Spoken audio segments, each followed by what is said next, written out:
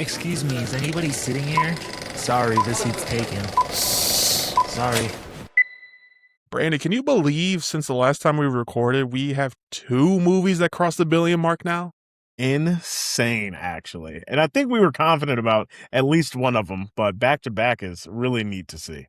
Well, we were confident about both of them, I would say. Odyssey was I would say the movie of the year. It's definitely the movie of the year. Spider-Man, we knew was going to cross the $1 billion mark, but we had no idea it was going to be this fast. I think it took like, what, 6 or 7 days? I looked it up because I was curious to see what's the shortest amount of time a movie has crossed $1 billion. I think it is still Endgame, but this is second place now. Yeah, Endgame did it. Technically, they did it their opening weekend worldwide with 1.2 billion, and Spider-Man was just shy of that. But yeah, it's so wild to see that even this weekend when I was going, Spider-Man was still getting sold out, and it had the third highest second weekend of all time, which is just it goes with the flow of this movie, just absolutely crushing. I think right now, was it 1.4 billion right now? Like, it's going to easily cross 1.5. Yes. It's easily going to cross 1.5. So, I mean, this is going to be the biggest box office movie of the year, I would say. I think this is Christopher Nolan's biggest movie of the year. It just became Christopher Nolan's biggest movie of the year, The Odyssey. And I'm still going to see them both, again, in theaters when I have time. If I told you 6 years ago that in the 2020s there would be a historical biopic directed by Christopher Nolan and another retelling of Homer's The Odyssey, and both of these would make a combined $2 billion, Rob, would you have believed me? Maybe, honestly. No shot, dude. The Oppenheimer, for one, is just still a total anomaly. Like, obviously the Barbenheimer, but just how well that movie did, it was what I thought was the peak of where we could go. And then the Odyssey said, "Hold my beer," and just to witness like both of those 3 years apart is just insane behavior. I know Christopher Nolan has mentioned he has another project, his next movie coming. I don't know what details, anything about it, but it is. You can assume it's going to be 3 years from now, they said. But I don't know. Yeah, exactly. How do you top this, though? Like, how do you top something this massive? Like, this one had so many celebrities in it. Do you think we'll have twice as many celebrities in the next one? That's kind of crazy. Like, this guy can do literally anything now. Yeah, well, it started with Oppenheimer. Like, we got, Rami Malek had like a 3-minute scene, of screen time. You have all these A-listers that are like, yeah, I'll be in there. I'll be the guy to hold the coffee cup. Like, I just want to work with Christopher Nolan, and I think that he's going to have to go not have to, he can do anything he wants, but I think he's going to go in a different direction. I don't think that he's going to make it as massive because obviously you get those people, let's say his next movie does 800 mil, right? They'll be like, look at it, it failed. Like, I hate the world we're in, but I think that as long as he tells stories that are near and dear to his interest level and his heart, we're going to be A-OK. I'm predicting, because this actress has came out and said she really wants to work with him, and I think he's just nice enough guy to do it. Jennifer Lawrence? I'm predicting Jennifer Lawrence is going to star in his next movie as a lead. So yeah, I'm excited for it to see where his journey is. Daniel Destin Cruz. Was it Daniel Destin Cruz? Craig, excuse me. Yeah. Daniel Destin Craig. His future is set for a minute. Between like these last 3 projects he just did, especially for Marvel, man, he's going places. I don't know, because I heard like another Spider-Man movie probably wouldn't be for like another 5 years or so, which is fine. I'm cool with that, because I don't think it's gonna be the last time we see Spider-Man until then. But I don't know, man. I think that we got Far From Home and No Way Home, obviously extremely close to each other. And I would have said the same thing. Like, obviously Far From Home was right after Endgame, if I'm not mistaken, or somewhere. And then we got No Way Home, they were so close to each other from a story perspective. We have Doomsday, we have Secret Wars. Like, we know that there's a few things confirmed, but it would not surprise me if we did get another Spider-Man at least 3 years from now. But that being said, everyone, including Tom Holland himself, says that he wants a break. And I think that they'll take a moment to win, right? Like, just sit in this place of winning. But Crinton, actually, I said his name wrong. Critton? Daniel Destin Critton. obviously with the news of Wonder Man being canceled, he was originally supposed to direct Kang Dynasty. So this is a guy that they wanted to bet on for a while, and I'm just happy to see him being able to get a little bit more credit and more trust from the studio. So I'll be very happy to see what he does next. Well, his next movie is Shang-Chi 2 coming out, probably 2029, I would assume, just because 2028 already has like 2 or 3 movies. And I could believe it 5 years from now, maybe 5 years minimum, we'll get another Spider-Man movie, just because I think Marvel's going to be doing a lot more with X-Men movies and getting that going versus like going back to some similar heroes like Captain. I don't think we're going to get another Captain America movie. For sure, not another Iron Man movie. Thor, maybe, possibly, but I don't think anyone's really begging for that. So I think we might be good on that. Now, Yeah. I'm not saying we're not going to see these characters again. They're for sure going to come up. Absolutely. Well, speaking of X-Men, though, I've been seeing some of the castings for. You called it last week, and I said I didn't want it, but he might surprise me. I'm not saying he's a bad actor. I had somebody come to me like, you guys spent a lot of time on the heights of these actors, but That's because it was just the fact that I said it up front and then you used it later to like it's crazy. But yeah, man, I think that, and rumor is they just cast their new Professor X. So it is. Yeah. I think we talked about this last time too. They have to announce the full lineup at D23, right? D23 coming up this week. I don't know about the full announcement. I for sure think it's gonna be Professor X. I heard rumors like because we're getting like Cyclops and like Emma Stone and these other like X-Men movies that already announced before the actual convention. They're saving the big reveals. It could be Professor X. It could be the big bad villain. Some people are saying like maybe they're gonna announce Wolverine. I don't think so. I don't even think they're gonna. I don't even think they're gonna touch on Wolverine for a while. Actually, I don't think Wolverine is going to be in the first X-Men movie. Nor do I think he should be in the first X-Men movie. Like. I think he has to be, actually.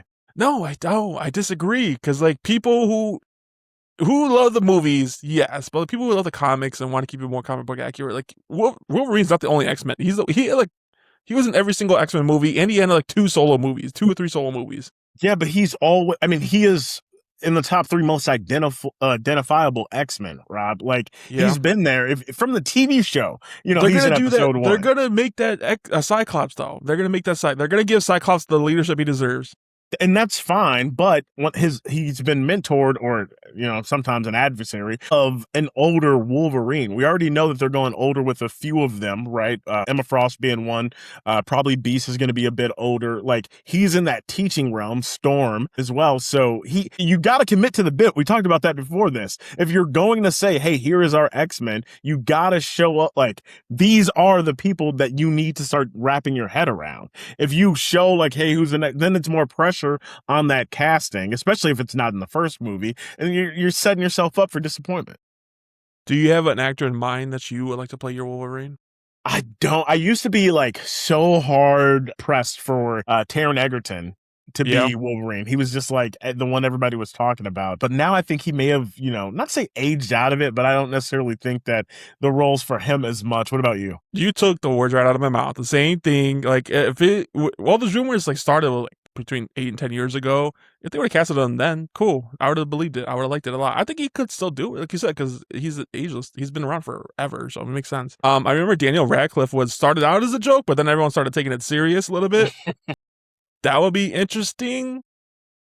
I did love Henry Cavill's cameo as Wolverine. I think that would be interesting. I hate to bring up the height of it all. He's too tall, Rob. We need if we're gonna do this, let's do it right. Like let's go back comic, and I'm not even saying like full comic accurate. I don't need a 5'2", Wolverine, but I do want someone with a little bit of a shorter stature. And I think that's why. Daniel Radcliffe and then Egerton. Speaking of Egerton, did you see he's joining season 2 of I Love LA? No, but that's hilarious. It is hilarious. It is random. I famously hated watching the first season, but I'm low-key excited for it now because of him. It was my favorite hate watch, and I stand by it. Like I couldn't tell you anything about what happened in that show, but I'll tell you week after week I left entertained. It left me talking about it. I should say, like, yeah, I guess entertained if you can call it that. What about Glenn Powell? Again, another guy who's too tall. No, Glenn Powell has too much of a sweet face for a Wolverine kind of character. What about okay, last one. I know everybody was talking about Jason Eckes, I think is his name, from he's Soldier Boy in The Boys, but he's also from Supernatural. I could see that. Like if that's if they really want to go old. I have no idea how old that dude is, but Right. he's yeah. But I don't know, man. You got to start off with here is our lineup. Behold. How do you think they're gonna really do X-Men? Just because, like, Sadie Sink's character, Jean Grey, it made it seem like they're already in existence. Like, if that's the case, like, okay, where were they for the past 20 years, you know? Well, I think that someone, funny enough, on maybe TikTok, Instagram, like put it interesting enough, like it may be, obviously we know one thing about the X-Men, they're hated, right? And we've seen so many like parodies of that because, hey, you know, I'm Spider-Man, I'm here to save the day, and everyone's cheering. It's like, I'm an X-Men and I'm a mutant, but I'm also here to say, and then they're like bigotry, just like right off the bat. And I think they'll lean more into the destruction that the MCU has seen. You know, there is a more than likely chance that someone in New York has been blipped away. They came back and went to the Shadow Realm from the Thunderbolts and then got affected by Jean Grey. Like these people they've been through enough, Rob. So I think that now when the X gene becomes well known and now you have people who are random getting powers, I think that that's a conversation where the world might change their perspective. And then you will still have people like Spidey who have been well established. They know, like, he's obviously the friendly neighborhood Spider-Man. Like those people are okay because they have that. But hey, you're random. You just got these powers yesterday. GG's in the chat. Like we're turning against you. Well, I think really, I've seen this theory and I liked it a lot. I mean, they're probably going to use the Infinity Gauntlet as because cosmic rays go across the galaxy and stuff like that. It could trigger something because it did it 3 times. You got to remember, like with Thanos, Tony Stark, and then the Hulk. With it going gamma rays throughout the whole universe, it could trigger something. But like you said, I think they're gonna be hated. And I think they're going to call back Spider-Man Brand New Day a lot because Jean Grey is a mutant and she did hurt a lot of people and she showed how powerful she is. Exactly. Yeah. Well, and it may be, obviously we talk about, you know, the future of the MCU, and I'm still in the camp. I know Kevin Feige said it's not going to be 100% the case, but Secret Wars will, you know, reset the stage as we know it. So it could be as simple as, hey, these are mutants from another world coming. It could be what you're saying, like, hey, the universe has, you know, all this radiation and this causes it. Or it's, you know, what the MCU is doing right now. They already exist. And here now they're just becoming more public. Yeah. Do you think we'll ever touch on the Eternals again? No. Yeah, me neither. I think we're just all going to pretend that never happened. The Yeah. only way, like, it seems connected is because this is how we're getting vibranium, so who knows? Or antimantium. Yeah, Antimantium. I think especially after Blade got, you know, announced that, you know, now we've known for a while, but they're for sure not doing it anymore. I think that was the final nail in the Eternals coffin because he was supposed to be the, you know, post-credit scene with the Black Knight, Jon Snow himself, but now they're not touching that. No, they're not doing Blade at all, and that kind of sucks. I don't know, but they're also giving us Ghost Rider and all these other movies that I'm excited for too, so who knows? We're going to be talking about a couple movies this week, though. Like, I know we just went nerded off a little bit. We're going to be nerding off very soon because I think Lanterns is starting pretty soon, right? Yes, sir. I think we're, 2 weeks out? Lantern. I'm so excited for that because it had me thinking, like, man, it was so fun talking about Peacemaker every single week. So, I mean, I can't wait to do it again with Lanterns. Yeah, and we will be week by week. It's August 16th. So pretty much a week from now. Mm-hmm. Prepare, Rob. I'm gonna, as you know, growing up, Green Lantern was my favorite superhero, and I just love the lore. And now the best thing that's happened in the last few weeks is once they released that last trailer, everyone was like, well, where the hell has this been? And like everybody like me and you have been like, I told y'all to be patient, like just trust the process. So it seems like the word of mouth is spreading. You know, I'm sure they'll do the episode premiere like for the press and critics probably Tuesday or Wednesday. So I'm not going to be influenced negatively, hopefully, but I am excited to have that buzz maximized and then watch it myself. Do you know if the premiere for this movie, is it going to be a 1 episode or like how sometimes they do 3 episodes? Yeah, they typically do 2 to 3 episodes just like so that. they can get that. Oh, wait, you're talking about for like the TV? What are you talking about? The Lanterns when it first comes out. You only want one episode to start? Yes. Stop. Stretch it out for me. I want to Stop. Yeah, I don't like, because then we get 3 episodes like, oh, we only have 4 more episodes to show you. I was like, don't do that. All right, I just looked it up. Unfortunately, it will be week by week with just one episode of a time. Cool with me. I'm All around an hour, does it seem like? My big thing is, and you know that I hate a cliffhanger. It drives me crazy. I want to figure out what the story is. Like, just give me 2 episodes. Like, it's supposed to be 9 episodes. I think 2 episodes, that means we still get 2 months worth of show. Like, I'm at least that much invested. I don't want to get to my maximum, like, hell yeah, and then, We nothing. talked about it, like, yeah, there is a formula that some of these shows are sticking on, where it's like it leaves you with a cliffhanger and resolve it within 2 minutes of the next episode. Hate that. This one is supposed to be like a detective style show. Like, they're supposed to be solving some kind of crime. I think like a lantern goes missing and they gotta find her, something like that. But yeah, give me cliffhangers. Give me something hang on the edge of my seat. But like I said, don't solve it in the first 2 minutes. Like, I want to be guessing who's gonna be the villain behind this whole thing. I want to be like, give me fake leads even. I don't really care. Yeah. That I agree with. Like, I want some long-term storytelling, and I'm okay if they solve a mystery or 2 along the way. Like, that's how it's supposed to work. I exactly that. The Peacemaker, like, getting big and bold and, oh my God, what's going to happen next episode? And then within 30 seconds, it's resolved completely. Like, oh, okay. So I didn't need to. Yeah, like that's cheap versus a WandaVision at its height. Like, they did that on a few episodes, but each episode was contained in a way that was like, okay, this part is wrapped, but holy cow, I cannot wait till the next episode. Like, that's what I want. I know some of these characters are going to be showing up in the new Superman movie next year. I know Guy Garner is going to be in the Lanterns. Do you think we'll get a cameo from David Cornsweet? In here, no, and I don't want one. And I love David Cornsweet Superman. I don't want him to have to be the Nick Fury character that shows up in everything. There's gonna be some cameos from, like, I think especially from Peacemaker. I think there's gonna be something connecting the show with Peacemaker. Yeah, for sure, and that's okay. But we've already seen Superman. We saw Lex Luthor pop up in Peacemaker. Yeah, we saw Superman pop up in Supergirl. Like, that's what I mean. I don't want to like heavily rely on that. Like, we can have our own story and then build it to have. I think that's what I'm trying to say. When David Cornsweet shows up, I want it to mean something. If it happens in everything, then it dilutes quickly.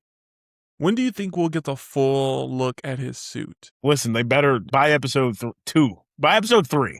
I need to buy episode. You don't think they were releasing like a week before or something like that?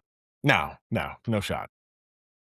Yeah, and I'm gonna be mad if it takes them like 4 or 5 episodes just to suit up. I'm gonna be pretty mad if that happens. Yeah, I think, and that's the thing. Like, I know that they're going for more grounded, more gritty, and this is the first real project that James Gunn has like no touch on. Like, Supergirl was very much so in the same Superman world. Like, we felt like that was, I'll say it, a cheap imitation of what James Gunn wanted to do. It was like very stylistic that way. James Gunn did not write this. He did not produce, or he obviously oversaw it as a CEO, but this is someone else's vision inside that sandbox. So I'm looking for how the tone comes across. I'm looking for, what the important things are here. I think that's going to give us a lot of insight into what comes next.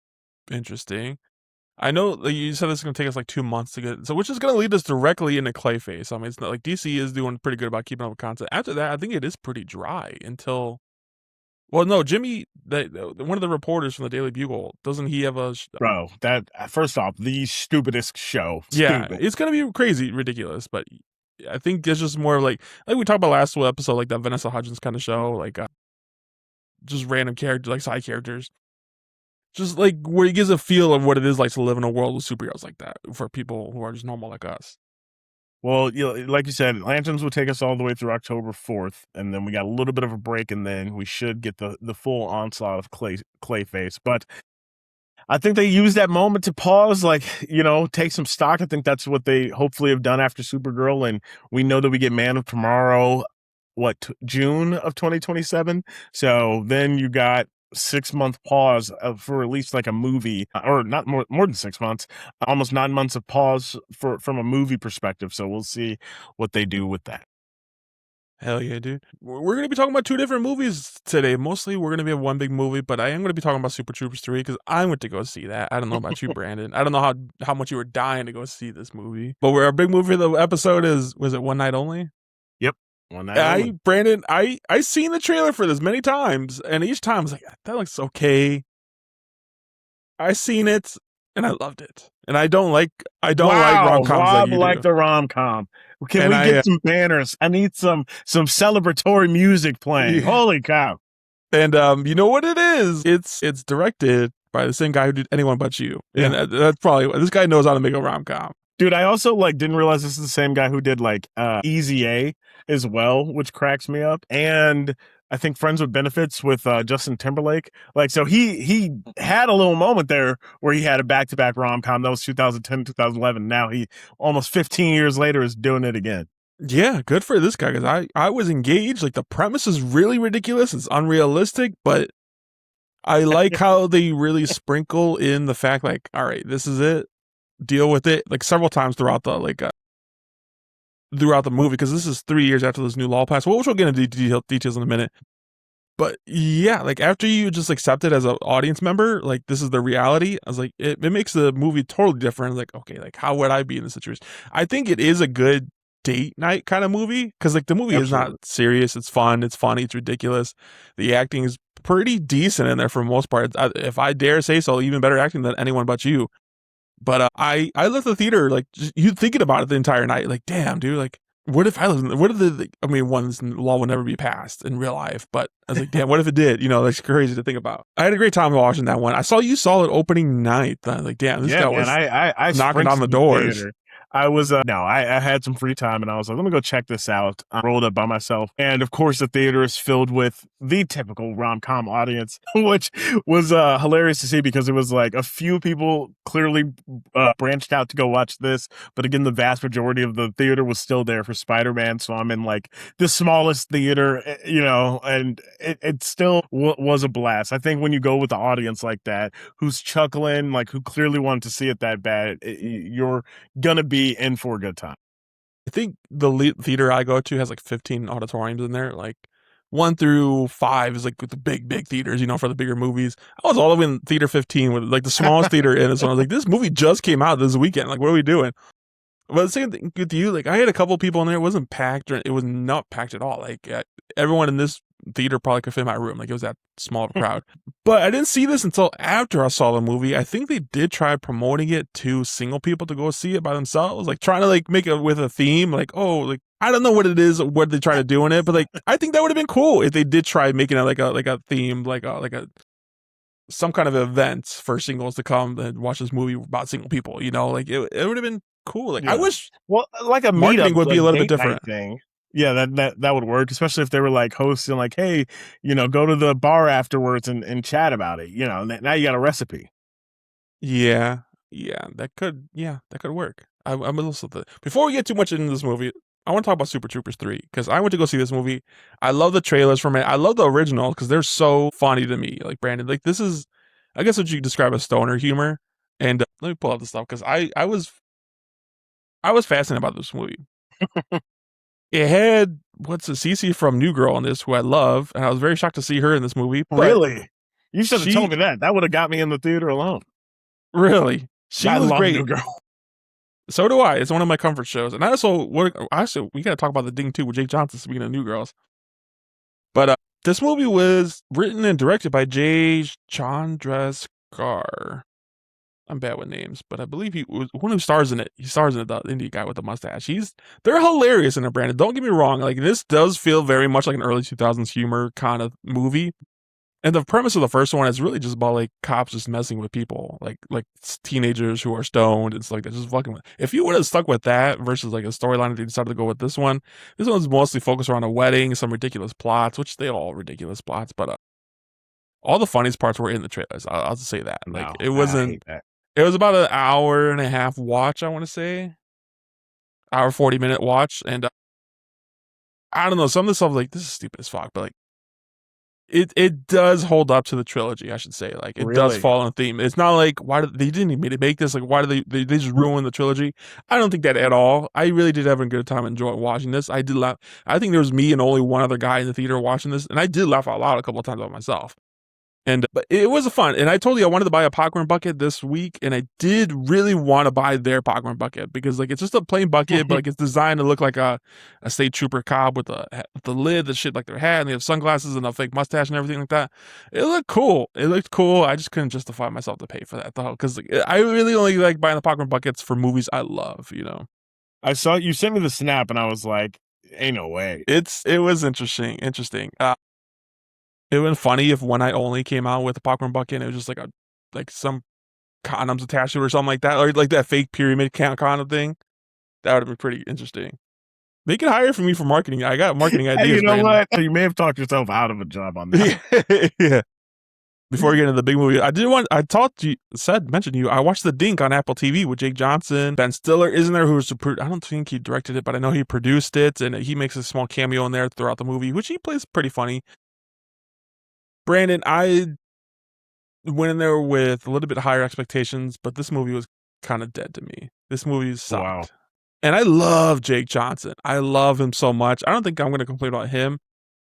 And I shitted so much in that Kevin Hart movie last week. And this movie was still better than that, though. I'll give it that. This movie, this one had somewhat of a realistic plot line because it is loosely based on a true story where like he's a pro. He was a big tennis player, and then he hurt his wrist, and as part of his recovery, his doctor recommends like, hey, some people try pickleball. Why don't you try that? And he despises pickleball just because he refuses to go with the times and like learn a new sport. And so he ends up playing pickleball, but he ends up playing with a group of older women. And there's like some scenes in there, like the movie is making you think, the trailers and the marketing and everything like is making you think this movie's about pickleball. Once you're watching it, there's scenes in there like where he's like debating if he should like try hooking up with one of these older ladies who was like old enough to be his mom. And there's so many scenes on there, like he pretends to be her fake boyfriend to make her ex jealous. It's like, what are we doing here? Like it felt like soft, like the leading up to like a softcore porn movie. I was like, she's like trying on outfits for him, like so he can give his opinion before she goes on his date. It's like, when the fuck does a pickleball come in? Like, dude, like we're like 45 minutes in this thing. And then like she ends up rejecting him. Because like, I'm not attracted to you. And he uses that anger to win this pickleball match and everything like that. It's so ridiculous, Brandon. There is a comedian there who plays like his best friend / like what are they called, ball boys at the courts. He's such dry humor, Brandon. Like he's so not funny that he is hilarious. I can't even describe anybody. He's a famous, probably TikTok famous comedian that I've seen before. He's just an Asian kid who's Aaron Chen. Yeah, who has like such a monotone, like he has no like distinction to style, like tell sarcasm or anything like that. But he's just so funny. Jake Johnson just plays along with it very, very well. Like he doesn't see his abnormal side to him. It's so funny. But his movie's on Apple TV. Would I recommend you to watch this, Brandon? Probably not. I don't think you would enjoy it as much as you would hope for to. Because I was looking forward to this one. Go ahead and watch it and let me know if you agree with me or not. Because I'm super curious now. Because I don't know, the Dink is kind of a miss for me. And I'm a big comedian guy. I love listening to comedians' podcasts and stuff like that. And Jake Johnson did do a tour going on all these comedians' podcasts promoting the film. And he did sound like he was proud of it. And he was shocked when he working with Apple. Like, they don't market their movies. He called them out. Like, they do not market their movies. They want all their marketing to be done by word of mouth. Like, they don't care, like, if this big blockbuster movie's coming out. You would not see an ad for it. They don't think you're going to subscribe to Apple TV for this movie. They're in it for the long game. Like, the series, like, they come out weekly. Like, most of the episodes come out every single week. They're banking on, like, by the 5th episode, everyone's gonna be talking about this, and then they're gonna start rewatching the first 4 episodes. Like, that's really their game plan. I think it's good short term, but like, I think you can't run a business like that forever. Like, you gotta start. I don't know, man. It's been working for them. Like, even the new episode of Ted Lasso, season 4 just premiered, and I got inundated by word of mouth through social media. And that's just episode 1. I know for a fact that when we get to episode 3, 4, 5, and like it really hits the ground running, everyone's going to be on board, because that's what happened to me. I saw a TikTok of like episode 8, like during the first season. I was like, what is this show? And I went back and watched it. So I can personally attest that it's a good way to capture folks. How was the first episode? It was okay. It was okay. I don't know. I didn't personally have the feeling of like, oh man, I missed this, but it's only episode 1. And I know like where they're going with it. Like they are just now about to go back to London. So I still have high hopes. Okay. Interesting. I know this one show like I just never tried. The only show I'm really watching right now that I'm almost done with is that Will Ferrell show on Netflix. It's such a waste of time. I don't know, brother. Yeah, you're I know. blaming those. I know Tires season 3 is dropping this week or next week, and I'm actually very excited for that. I'm watching that one stop all the way through. I'm a big Shane Gillis fan. Everyone's in there. A bunch of, like I said, I'm a big comedian guy. There's gonna be a bunch of comedians cameo in this episode, and I don't know if you've ever seen the show, but it's obviously like most of the shows in this tire shop, like in this auto like oil change place. But because they're getting so big and Netflix is really trusting them, they're gonna expand. Like they're gonna be new locations, more cameos. I'm pretty excited for it. I hope they just don't lose the plot of the show. Like the thing that made it special was it's kind of like insulated humor with, Shane Gillis being the star. If they start, relying too heavily on the cameos, or you can tell it's got now 20 writers instead of 2, then it's going to be funky. But it's released the way that you prefer, all in one sitting, Rob. No, so, I told you, I'm with you now. I'm with you. Give me week by week. It's fun. But like for shows like this, yeah, I don't care if you give it to me all at once. Like the Will Ferrell show, I don't care if he gives me all at once because like I'm not taking the show that serious. It's a comedy. Like I'm not gonna remember the show in 4 months from now because like it's the jokes are kind of mid. I see what they're trying to do. I don't think they're gonna make a full swing with it. But I don't know. Tires is Emmy nominated too. I don't know if you saw that. But let's go into One Night Only. One Night Only. We talked about this premiering this week, and this movie is starring big stars like Callum Turner, who I feel like came up out of nowhere for me, dude. Like I've seen him in a couple of movies, like, but within like the past 2 or 3 years. Like before that, like he was not on my radar. Monica Barbaro, who plays the other lead, Phoenix, bro. It was Phoenix. In Top Gun Maverick. Come on, man. Okay. Yeah. I thought you meant from the Phoenix movie, from the X-Men movie. I was like, what are you talking about? Yeah. And then Maya Hawke's in this one. There's a couple of people in this movie that I did recognize. There's actually a lot of cameos. Pete Davidson's in this one too, and for no reason. For no reason at all. Like there was some, like that's exactly what I thought when I saw him, and some other people we'll talk about, but like you didn't why did you throw that in there? Like you did not have to do this. But like anyways. This movie, for those you don't know, this movie is about when 2 New Yorkers search for love on the one night a year that sex is legal. This movie does take place like in an alternate universe of our own, where the president and the government have voted and made a law that single people who are not married are only allowed to have sex one night a year. Now, you got to think like, how are they going to know? How are they going to like figure this out? I don't know if it's inject you with something or they just like it's like a tattoo almost on your wrist that activates one night a year. Like it was it 364 days of the year it's red, and then on the one night only, it's not even a one day only, it's like 12 hours from like 6 p.m. to 6 a.m. or something like that, and it turns green, and then people just go crazy like rabbits, like right there in the streets and everything. It's like The Purge, but with sex almost. It's kind of crazy. Yeah, that's what everyone knows this movie as. Like, even when I was talking to people last week of what movie, they're like, "Oh, is that the Sex Purge movie?" I was like, "Yeah, I guess." Like, that's one hell of a pitch, though. This movie was directed by Will Gluck, and we just mentioned before, he also directed Anyone But You, Peter Rabbit, Friends with Benefits, Easy A. This is his biggest How May We Hail You? I guess that is too. Annie, he directed. This guy has been around for a while. And like you said, he does know rom-coms very well. Anyone But You came out a couple years ago, but that's still one of my biggest comfort movies of the year. Favorites. I read somewhere that this is supposedly in the same universe as that movie. No shot. Just because you do see cameos between Glenn Powell and Sydney Sweeney. I don't know if you saw Sydney Sweeney because hers was real quick. I did not. But I did see Glenn Powell's cameo was a completely different character. That's why I'm saying, like, there's no way this is like in the same universe, because like it's Glenn Powell's character was their upstairs neighbor that you don't see in person, but you just see a picture of him, and it was like his LinkedIn profile with a totally different, like it was like a Mexican name or something like that. And then Sydney Sweeney is like when our main character, he decides to hurry up and get on the dating app, and he's swiping through, you do see Sydney Sweeney's pictures on there too. Like same thing, different name on there too. So I think it's a fun little Easter egg to his past movie. Don't think it's in the same universe. I mean, which it could be. I don't know. It could not be. They have different names, Rob. I mean, like, other than that. What do you mean? That's Other the than that. whole. You can't have the same person. But as two also completely different that movie doesn't kind of fit the vibe of like where the government would pass a law like you can only have sex once, you know? No. Yeah. That movie literally centered around a lesbian relationship. Hell yeah. And then in this one, or a lesbian wedding, and then in this one, the fascists win and no one cares. Like, no, man.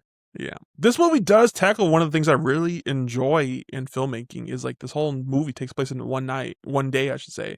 I really like when movies do like Superbad, Friday, you know, like I really do enjoy stuff like that. Because it's like real time you're almost watching close as real time as possible. Yeah, I absolutely agree. I think my one hesitation, and it happens a few times in this movie, is when time stops being like real. Yeah. Right? When it's like, okay, They do a lot. I see 2 hours on the clock, and I've just seen you do 3 hours worth of stuff. Like, Yeah. that's where I get a little irritated. Yeah, let's break it down a little bit. You know, this movie opens up. Everyone seems to be like in love and everything like that. This guy owns his own pizza shop. And you see, like, I like subtly, like, there's people grinding in the pizza line, like, waiting for their pizza to hurry up and finish because they got to go home before 6 o'clock and everything like that. And then they really established the rules and, like, how this got to be at this point because this is 3 years into this new law. Like, there's opening text that say, like, 3 years ago, our government banned sex for single people. I don't know really if they did and I missed it, like, the reasoning why this is a thing, like, just to control population, maybe, I'm assuming. But it's like every year you're gonna have like baby boomers every single year, 9 months from this one night. You know that's gonna happen. I think also like this thing of this chip in your arm or whatever you want to call it. Didn't they say like it's supposed to show who's most compatible with you, like who you would have a chemically. No, it just can tell your dopamine levels. So it Yeah. tracks like when your dopamine spikes next to another person who is also experiencing a similar dopamine spike. That's how they can tell when you're having sex. I went to go see this with my father. It is weird to say that. But I was like, walking out, I was like, this would 1000% start a civil war if this law was passed. Yeah, man, like, there's no way this would happen.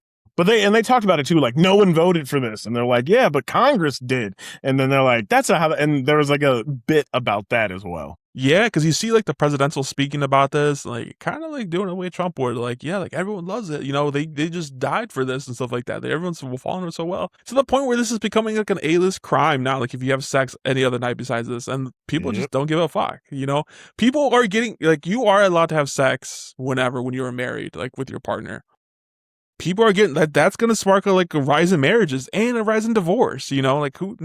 That was my number one question. I was like, okay, so why wouldn't you just go get married for a week, divorce, or annul it 3 days later? You know what I mean? Like, I don't know. I was trying very hard not to think about the logic of the bounds of the movie. That's exactly when going into this movie, you got to shut that off. Like you're in this reality, you just got to deal with it. And when you accept it, you're down for a good ride. It's funny, it's fun throughout the whole thing. It's stressful, and it makes you put yourself in their shoes. Like, fuck, what would I do? Like if I just got dumped. We're skipping that. Stop right there because the main character, what's his name? In the movie, yeah, in the movie, Owen.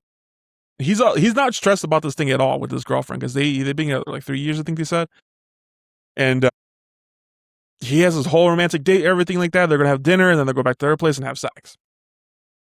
She dumps him right then and there at dinner. She's like, I'm gonna have sex with somebody else. It's not really dumping him. She's just letting you know, like, hey, I'm gonna go have sex with this other guy in our apartment building, and I guess I'll see you tomorrow. That's fucking crazy to me. And the saddest part is you see he was about to propose because he pulls out a ring and stuff like that. And yeah, that was heartbreaking actually. Right away it gets in the feels. And I'm a big fan, Brandon, of the balance between going back between both characters from the Owen and Allie. And I also love the shots because it's like this biggest thing is like miscommunication until everything makes sense at the end. Not missed opportunities. Because like you leave from one shot of him walking down the street and then you lead into her across the street too, and you go into her story. I'm a big fan of that, like how the camera work was with that. Yeah, it is fun. They did that well. And then Allie, she's for a profession, she does sing these like parody songs for this commercial. I'm assuming the parody company she's working for is responsible for that like injection thing, right? I didn't take it that way, but maybe I gotta think about that now. It's some like infomercial she's doing, like some jingle she's doing, and I thought that was what the point of it, like to get people more on board with it, like do Did you? I don't know because it made it No, seem the first one was for like it was for plaque psoriasis. Okay. Yeah, so Okay, it was that like makes sense. different. Like she like, and then another one was like a tampon brand. Like she just sings jingles for like weird things. Yeah, she takes these big songs and she makes a parody of them. So I guess so. She has a great voice in this one too. Like I really glad they showcased it in this one. I hope she gets more singing roles. I want to see more musicals. Brandon, bring back musicals. Anyways, God, they cross paths a couple times. Like she comes on with her roommate, who is her roommate is this lesbian, and she's fine with not having sex, I guess, this year. And but she's babysitting some kid who's probably one of the funniest parts of the whole movie, like who's 12 years old, and just his like little interactions, like with how old, I don't even want to say mature for his age, but like just his potty mouth made me crack up. Yeah, it was definitely not maturity, but it was this false sense of bravado that he was trying to have. Yeah. He was funny in this movie, and I liked how he got to spend more than just one scene with this kid. And then you see them cross paths for the final. She's walking out of this apartment building, he's walking in front of the building, and his interaction where he throws up all over the place. He throws up all over the place. It is a funny scene. And then this is like within the first 20 minutes of the movie. And I was like, we have like an hour and a half to go still. Like, they already met. Like, what are we going to be doing here? And like I said, like they go their different ways and they meet up again. They go their separate ways throughout the whole time. And it's a long, long night, Brandon. I like how the entire audience in my theater just accepted this reality and we're all reacting about the same things. Now, instead of spending the entire time thinking like, this will never happen, this will never happen. No, there's a scene where they drop the condom down a sewer and everyone was like, it was a collective. Same. It was hilarious in this movie. I love when a movie can make me like react in real time because like I'm sitting there just watching it and I'll see something like that. I'm like, damn it! Like, I don't realize how invested I am until something goes off the rails that much. So and I was like, jeez. Yeah, and like I said, you get cameos from like Pete Davidson and I don't know, I can't remember his name too, but he's a famous actor too. But and they're like, why are you filming on this one night? He's like, there's no paparazzi. Everyone's too busy having sex, which makes sense. 100%. But in my mind, I was like, you probably getting hella money to be here this day too, Yeah, for sure. Or they're all married. I thought that in real time as well. I was like, because they alluded to that right at the beginning when he wanted to send his opening shift home at the pizza restaurant, and obviously the married couple was the one who came in like, hey, we get to do this every day. Y'all have fun. Like, I'm sure that's what's happening the vast majority of the time. I would assume so too, because those are the only people they assume is working throughout, like every place they go to, like at a convenience store or at a bar or something like that. Yeah. Ben Marshall, who's in SNL, who's also in the 72 Hours we talked about last week, he makes a cameo, the redhead. He makes a cameo in this one. Yeah, there's several people in this movie that didn't have to be, but I was kind of cool to see, like, hey, I know you. And I'm also pissed that one of the biggest inconveniences in this movie was the shortage of condoms. It's like, you had all year to prepare for this. Like, you guys should be overstocking with this, That's kind of crazy. Dude, he literally got like free samples of some of that KY gel lube. Yeah. On the street. And I'm like, you have extra lube, but you don't have condoms? Shut up. And that was a big part of the whole like 40 minutes of the movie. I was like, you trying to find a condom. What were some of the funniest gags in this movie for you? Yeah, man, I think I just love the absurdity of it all. Like, I am someone who likes to purge movies, so it takes me nothing to shut my brain off, like I said, about the logic and really dive into what are they putting on. I think the best part, or like right when I knew that I was going to like it, is when they first meet and they have like a little vibe and then he yaks all over the place. Like, that was everything to me. I was like, all right, here we go. It's not just going to be this straightforward, easy situation. Mm-hmm. One person who I thought was cool as fuck in this movie, but like they really turned him down, who plays Ezra Stone, played by Charlie Gillespie, who was a singer in this one, who really almost God, that was a lot. I'm trying to see. I'm looking at stuff right now. I haven't seen anything. I don't think he's been in, but oddly enough, though, he just got cast in season 2 of Heated Rivalry. I was like, what the hell is happening? So good for him. He might be another big star coming up soon. Then, but dude, like, I don't know if that was his real voice or not, but he had a really good voice in this one when the singing parts. Even that ridiculous like song he was singing with Allie, like about how they're gonna sleep together. He had some range. And then like we just said like, there's something in this movie that just takes you out of it, like, and brings you back like, oh shit, this is a comedy. And this is one of the biggest scenes to prove that, like, they're about to have sex and then he ends up hurting himself like pretty fucking badly. And then like there's another connection, like where this is the same scene where Owen goes to the police station and he gets you see like another big event and then he brings them back together. I don't want to spoil it too much at all because I think this is a great date night for people to go see. One of the biggest things I'm surprised, like dating, like there's so many business opportunities. Like I don't know why I'm thinking about this. Like this could be hotels or something like that, or like I don't know. One guy literally had like, he said, I got time available from 1 a.m. and 2. Like he had a whole schedule. Like, all right, I got 15 minutes with you.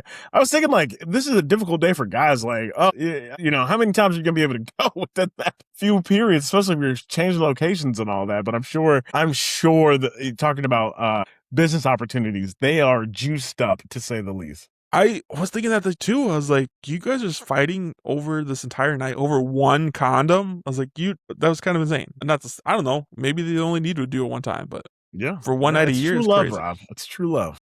How did you feel about their decision? This is spoiler alerts for like the next 5 minutes, but like, how did you feel about the ending decision for them not to even want to have sex? Pissed me off. Yes. Pissed me off, Rob. I not only did I hate that, I could have lived with that if it was just done a little bit better, but to realize that they went another calendar year just to do that, I'm like, they would have gotten married. They 100% would have gotten married. Like, what are you talking about? I don't know why that made me so uncontrollably I 1000% agree mad. with that. I 1000% agree, especially because you were right there when it was about to happen, and like, I mean, sex is everywhere too. Like people were doing it in their cars. People were doing it with the windows open. Dude, his parents' scenes in this movie were fucking hilarious. What's going on with this bubble wrap? It's crazy how he tried taking this girl back there. Like that shit was crazy. I don't want to spoil too much, but anyways.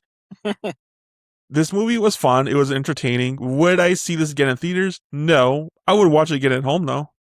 For sure, once it starts streaming. I was like, whenever Danny gets back, I know I'm going to make him watch this at home. It was a little bit more underwhelming than I anticipated. I was a little bit lower on it than you. But knowing that I love rom-coms, I had a blast. You've been following us on TikTok, and I usually do like a weekend recap of box numbers. I think this might be still number 3. Like, I don't know if it's going to be top 2, and for sure not number 1. But I think this is going to hold up for at least 2-3 weeks max in the top 3. Just because I think word of mouth is going to be helping out a lot. I told a few people I went to go see this movie, and they all told me the same thing. Like, oh, they saw the trailer for it and it didn't look good. This is going to be word of mouth. It's going to be the same thing, anyone but you. Granted, that movie did have Sydney Sweeney and Glenn Powell in this, and these actors in this one are a little bit less known. I think this is going to make kind of same thing with Nikki from Obsession. Like, she has a lot of more opportunities because of that movie. The same thing with this movie. They're going to get more jobs, I would think, just from this movie. Well, I mean, like Monica Barbario, obviously I talked about it last week. She's dating Andrew Garfield. And more importantly, she is already one of the, if not the second most breakout star from that Top Gun Maverick crew. Rob, we're gonna look back in the history book and talk about that cast and how well like that was at projecting the next few stars from Hollywood. But she already was Oscar nominated coming out of the Tom Dillon movie, or the is it Bob Dylan movie with Timothée Chalamet. She's been in a few other things so far, and then she gets cast as the actual lead in this one. I think she was in that movie that we saw earlier this year, Crime 101, right? With Chris Hemsworth. So like she's starting to obviously get her name as like this love interest type, but also showing that she could be in the lead. Callum, I'm with you. I didn't really know him too much until last year. He was also in a rom-com, Eternity, right? That's how I knew him. Yeah. Like, so it's interesting seeing like the trajectory of everyone's careers, but I think exactly what you said. Anyone but you had sex symbol of the year, Glenn Powell and Sydney Sweeney herself, and combined their forces. And this one also had just like a B version of that. But that being said, the movie still, in my opinion, was worth going to see in the theater. Yeah, make a night out of it. Like grab drinks afterwards, try to be drinks before, and like it does spark up conversation after this, because for sure. Yeah, it's one of those things that like I had this happen last week when I see Spider-Man twice for the second time. Like there was people in the parking lot doing little mini circles. I love that. I love that, man. It's the coolest thing to see. Yeah. Have you ever stopped and like talked with a stranger about the movie you just saw? I have, but not often. Very few and far between. Yeah. But I just, because of this podcast and I go to the movies a lot, that's just become. I just went to like a 50th birthday party for my friend's parents. And I give them movie tickets, like for like that's just my thing now. Like I'm the movie guy, so Yeah, and this is a great night. Great date expectations. We did talk about there was another movie that was supposed to release called Tony. That must be limited release because it wasn't playing near us. And then I did actually see a trailer for Tony for this movie, which is very odd to me because like I thought this came out this Yeah, day. it's in theaters at the same time. Yeah, so I mean that's gonna be on my list. I don't know if it's gonna be nationwide eventually. If it's not nationwide, it kind of pissing me off. Why show it to everyone that like, before the movies? So if it's not nationwide, I assume it's gonna be coming to streaming very, very quickly. There's some movies already out there that came out like 2 months ago. I feel like they're on Peacock already. What would you give One Night Only 1 out of 10? A solid 6.5, 7. I'll go 6 out of 10. The soundtrack was pretty good for this one. I did enjoy the music in this one. It was just more like pop songs. Same thing with Anyone But You, like a lot of popular pop songs. But No, but that's the thing, and I stand by this. I felt the same way from voicemails from Isabel.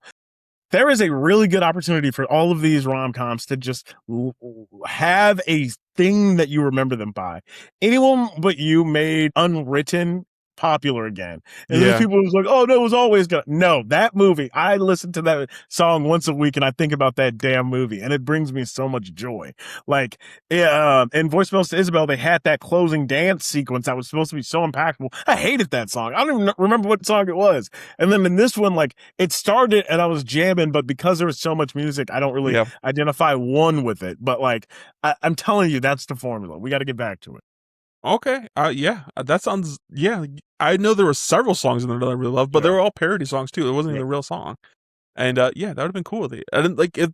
I really, because it's the same director, it would have been so cool if they did the same thing with like Anyone But You. Like they had the end credit scene with everyone singing and dancing along to the song. That would have been fucking cool. It's so good. But then that might have been too on the nose with the same. I don't thing, care. but. I love it. You just gave me another reason to talk about how much I loved Anyone But You, and I stand by it. You're gonna go see this movie tonight. Do you think? Because we're just like kind of getting close to the middle of August now. When is the turning point for fall movies for you? Right about now, like Labor Day weekend. There's typically going to be something, and then we typically hit that Oscar bait season. So that's all the way through October, November. So I think we're approaching it slowly. And in May, we talked about the end of Oak Street is the last weekend of August. So that might be the jump point. End of Oak Street is next week. It is next week, isn't it? I'm thinking of the Dog Day, whatever it is. The Dog War, whatever, or Dog Days War, or something like that. Yeah, that movie. I still don't know the premise of that one. I've seen the new trailer for this, like at the beginning of this movie. Still don't know what the fuck it's about. I know who's in it, but like I don't know if it's post-apocalyptic or it's like a Civil War kind of thing. Like why are they fighting for their lives? Why is it worth fighting for their lives? Or, I don't know. I don't know what's going on. I think this is like what's his name? Nate from the movie. What's his name? Jacob Elordi's attempt to get out of this Euphoria kind of status a little bit and make more of a name for him. He got nominated for an Oscar last year. He's off of the Euphoria status. Playing a fucking monster that had like almost. Well, I guess he did have dialogue. You crack me up. Yeah. But anyways, I'm excited for End of Oak Street next week. Anne Hathaway, I'm a big fan of anything she does. I think this is one that J.J. Abrams too. Yep. Yeah, it's gonna be a big one, especially for those who love dinosaurs. It's a dinosaur movie. We'll see. I'm curious about it. It's not one of the biggest movies I'm looking forward to, but it has been on my radar for the past almost this whole year since the trailer first dropped not too long ago. I'm trying to think, what other big releases do we have for September that we can look forward to, Brandon? I think those were like the two big ones. Insidious, I think. If you like that type of stuff, I don't know. I know you're not gonna go see it. Hell no. I know you're not gonna. Absolutely not. I don't want, because that trailer. Have you seen the trailer released? No. That trailer is terrifying, Brandon. There's a point where she goes into like, it does those things like, why the fuck would you, like, what makes you think this makes sense? Like her daughter builds a play fort in the living room with like cushions and everything like that, and she crawls in there and she doesn't come out. And then you go in there and you see it's a long tunnel of cushions. No. Like there's no way in your mind this will make sense. Like you can look outside of the thing and see it's like on 3 feet long. What makes you think you're gonna crawl, make a left, crawl a long time, make a right? What makes you think this is normal? Like, and then there's creatures crawling out of this thing. Like, ain't no way, Brandon. Ain't no way. This is gonna be. Well, no, thank you. You got a list up there? Anything big coming out? Nothing. You know what is coming out September? is the re-release of Avengers Endgame, which supposedly going to be adding new scenes to this. Are you going to be in theaters watching this? Hell yeah, because it's going to take back the #1 spot in the box office of all time, and I'm ready for it. Hell yeah. Are Do you think kidding that me? should, though? Like, I That's mean, what- like, consider. That's what they did. No, but they're adding more scenes. It's a little bit different movie. Not to say how much more they're adding, but I think they're going to be adding stuff in there to make sense with the X-Men stuff, which is same thing. No, you don't think they're so? not doing that. No, if you remember, they did the same thing in its first re-release. Like it gave it, like it went out of theaters, and then like I think 3 weeks later it came back with 30 seconds. I want to say maybe 90 seconds of new footage, and it was just like an extra long. Like no, they're not. No. Okay. They're not redoing the movie. Yeah, that I would not like. I don't want them to. I'd rather them just do a one shot, if you remember, like they used to. Like I'd rather them create something as like a prologue for the movie, not go back and redo an already established movie. That would piss me off. Yeah. I don't think it's going to be anything changed or altered. I think they're just scenes added to it. Could be just deleted scenes, but I think they're just maybe scenes like I said, that makes things make more sense in this new Avengers movie. I don't know. All right, Brandon, anything you got before we go on for next week? Nope. Tonight is the last, or not tonight. Today is Sunday. Tonight is the last episode of season 3 of House of the Dragons. I cannot wait. I didn't even know it was the last episode, and I'm not ready. I feel like it just really hit its stride, but hopefully we get a lot of action. I need a war to break out, Rob. I want devastation, and then season 4 is the last season, so I hope it teases us off in a good way. I haven't heard you say anything about this show since it first started. How have you been enjoying it? Yeah, it's been fun. It's probably the best season so far for me. Yeah. Maybe it's right after season 1, but season 2 was entirely too slow. It was dragged out. I liked it, but I was praying that we got something good, and thankfully we did this season. But now it's doing that thing again where it's dragging, and now I feel like the pieces are in place. So if it is the last episode, they got to go out in a bang. Hell yeah, I'm excited to hear about that. Other than that, like I said, next week we're going to be talking about dinosaurs and time travel and Anne Hathaway, so I'm excited to get into that. We're going to have some really cool updates about D23. We just talked about our predictions. We might have a new Professor X by the time we talk next. We might have a new Wolverine by the time, maybe a new Magneto. Who knows?